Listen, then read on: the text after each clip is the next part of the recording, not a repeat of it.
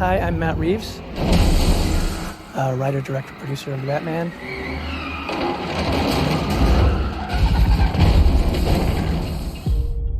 I wanted that moment where he says, "I'm vengeance." I'm vengeance. And Rob comes out, and you see him as this Batman for the first time to kind of shock the audience, and for people to say like, "Oh, okay, well, what kind of Batman is this?" And to see that he was a Batman who acted from this very visceral, personal point of view, that this was all about vengeance.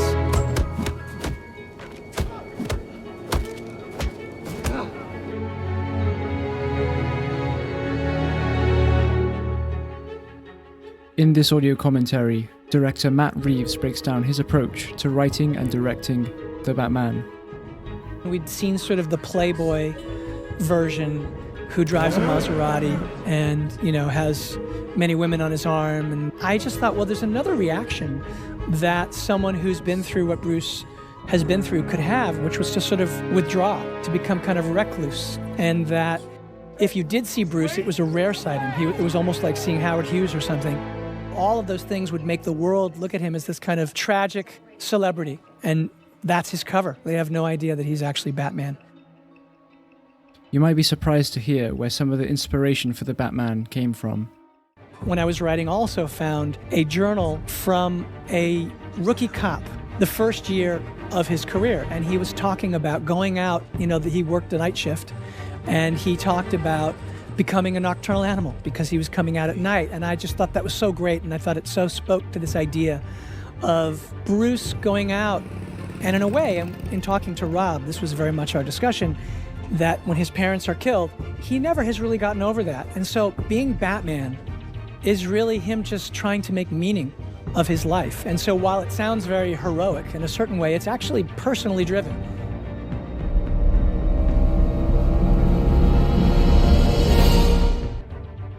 As he wrote The Batman, Reeves kept coming back to one actor he thought would perfectly fit the role. Rob is such an incredible actor, and he's so technical, and he had to find the way to project what he was thinking with half of his face covered and with so much of his eyes covered. He's wearing black makeup, he's looking through the cowl. If he turned the wrong way, you couldn't see his eyes. Maybe this is all coming to an end. What is the Batman? It was an incredibly challenging role because to convey through the cowl so much detail that wasn't just about rage, which of course he had to convey,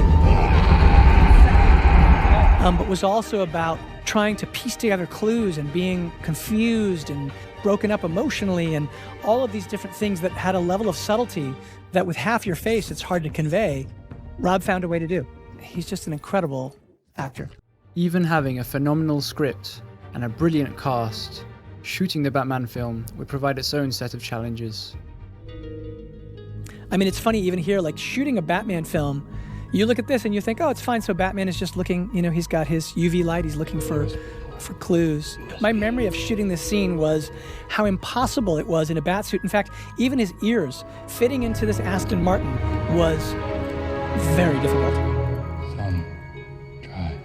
Every detail of how to light the close-up, how to get Rob in the position that he needed to be in a suit that has ears attached to his head, that has, sort of moving, even though we worked really hard to allow him to fight and have a kind of real mobility, it's still limited. And he still has a cape. Like, there's a lot of things that makes it very hard to get into positions. And so you don't think about how crazy it is to do the simplest things, but things on the page that looked like they would be very simple were incredibly challenging.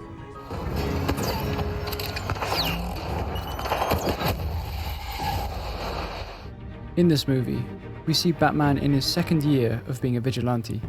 Reeves sought to express this through showing just how reckless this Bruce could be. Take this scene, for instance. Bruce finds himself on a rooftop, being chased by the city police, with nowhere to escape but down. It totally makes no sense that this guy thinks he's going to have a soft landing with a wingsuit. You can't really do that. We wanted him to feel the pain because this iteration of Batman, he takes as much punishment as he deals out. And there was something in that seemed like it was sort of a perfect version of the year 2 Batman, that he's still figuring all this out and he's flying by the seat of his pants and he's risking himself in ways that make no sense whatsoever. No memory cloth for this Batman. It's called memory cloth. just a jumpsuit. He's not in control. And there's a kind of vicarious thrill to make the audience feel like, hey, if I had what he had, maybe I could be Batman. And then you look at it and you're like, oh, that would hurt. Following this idea of Batman's motivations, there was still a missing piece in the character's development. There had to be an arc through which Bruce could earn his role as Gotham's defender.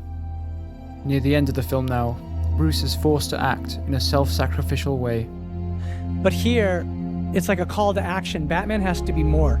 And Batman can't just be someone who is playing out the satisfaction of his vengeance in the name of the people in the city who are asking for it, who need a defender. He actually needs to be more than that. And in this moment, he's willing, in fact, if this kills him, to sacrifice himself. And this water moment is sort of like a baptism, to get kind of highfalutin about it. But that was sort of what the hope and what the feeling was. And he reemerges here, and he's a different Batman, really. I'll leave you now with Matt Reeves' final remarks from the audio commentary. It was a very special experience to get to make this movie, I mean, it's a daunting experience to make a Batman movie. The history is so great, and there have been so many great ones, and to try and do something that we could all put ourselves into and feel like we had something fresh to say and to do, I think it's a true testament to the character and to all of the characters in this world and how enduring they are that open to reinterpretation, and that they last in the hearts and minds of the audience the way they do after so much time. What I noticed when I was writing this story was just how many people, as I would go out each day to go grab lunch or be out on the weekends with my family, I'd see people in their Batman baseball caps, their Batman sweatshirts, and you just realize, you'd see babies in Batman onesies, and you realize just how important this character is to people. And for just a little bit of time, I was allowed to be custodian along with all of the actors and all of the incredible people, the crew that worked on this film. We got to carry him for a little while, and I hope there'll be more. All that remains to be seen, but it was an honor and a privilege. Hi, thank you for watching. This has been the Director's Commentary.